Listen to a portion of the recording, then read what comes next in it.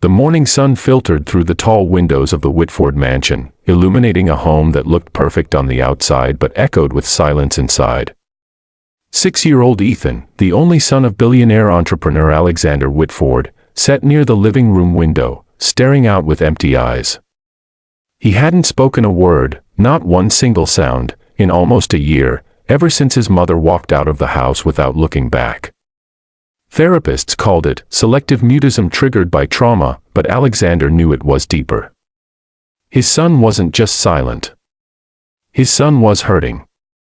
And for the first time in his life, Alexander, the mighty self-made millionaire, had no idea how to fix something. He had money, he had influence, he had resources, but he didn't have the one thing his son needed, comfort. That's where Lena Dawson entered the story, a 24-year-old maid with soft eyes, a calm voice, and a past she rarely spoke about. She had only been hired for housekeeping, nothing more. Alexander hadn't expected someone like her. She was humble, gentle, and quiet, and on her first day she sensed the tension in the mansion immediately. The servants whispered, the halls felt heavy, and the boy looked lost. When Lena first saw Ethan sitting alone, hugging his knees, she felt something tug inside her chest.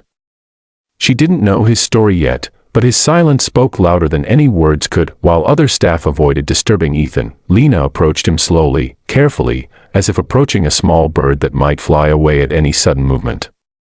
She gently placed a small cup of warm milk beside him and whispered, "If you ever need anything, I'm right here." Ethan didn't look at her. He didn't even blink. But Lena noticed the way his fingers twitched, as if her presence had reached him, even slightly. Alexander saw the interaction from across the hall and frowned. "He won't respond," he warned flatly. "He hasn't spoken since," he paused, swallowing hard, "since his mother left." Lena simply nodded. "Sometimes silence is someone's way of asking for help," she said softly. Her words lingered in Alexander's heart longer than he expected. Days passed. Lena became a quiet presence in the mansion, cleaning rooms, preparing small snacks, humming soft tunes under her breath. And Ethan slowly started following her, not closely enough to be obvious, but close enough that she noticed. If she moved to the kitchen, he appeared near the doorway. If she folded laundry, he stood in the hall. If she watered the plants, he sat on the staircase steps, watching. One afternoon, Lena sat on the carpet and began arranging colored pencils she found in Ethan's room.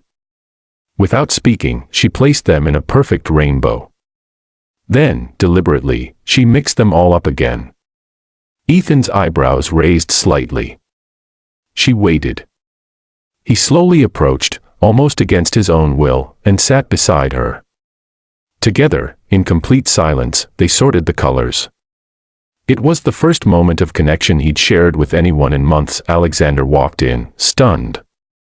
His son, who refused to eat with tutors or even look at therapists, was sitting next to a maid, calm, focused, present. "How did you do that?" Alexander asked later that night. Lena smiled. "Children don't need perfection. They need presence." The next week brought an unexpected storm.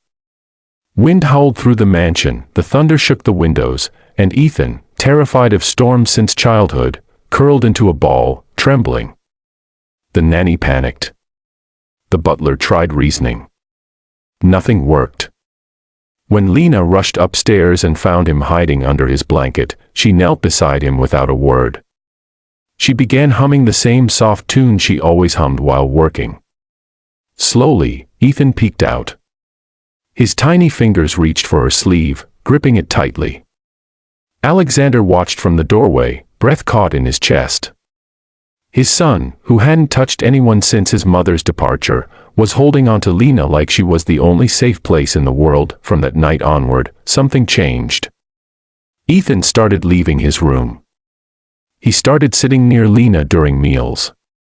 He even played with building blocks while she cleaned. The entire staff saw the transformation, and Alexander couldn't understand why a complete stranger could reach his son when professionals couldn't. But every time he watched Lena, how patient she was, how she never forced Ethan, how she gave him space yet never abandoned him, he realized she wasn't doing anything magical.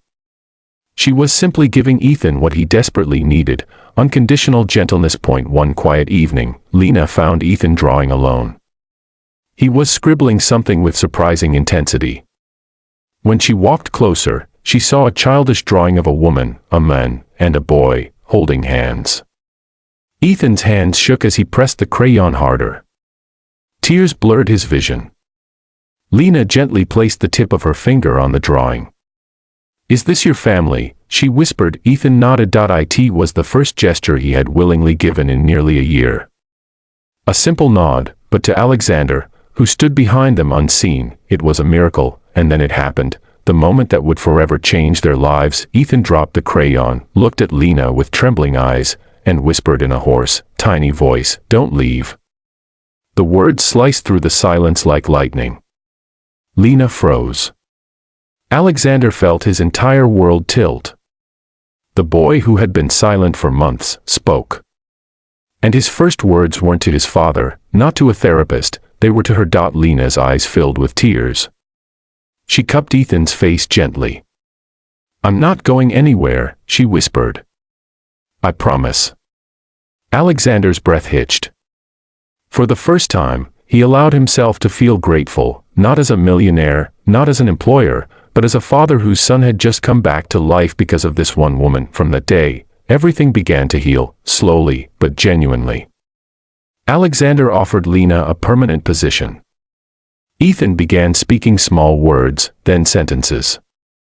Laughter returned to the mansion like sunlight breaking through heavy clouds, and deep inside, Alexander knew this truth: some angels don't come from heaven. They come disguised as maids with gentle hands and kind hearts. If you enjoyed this emotional story, don't forget to like, subscribe, and share. Your support helps us create more heart-touching stories that inspire millions.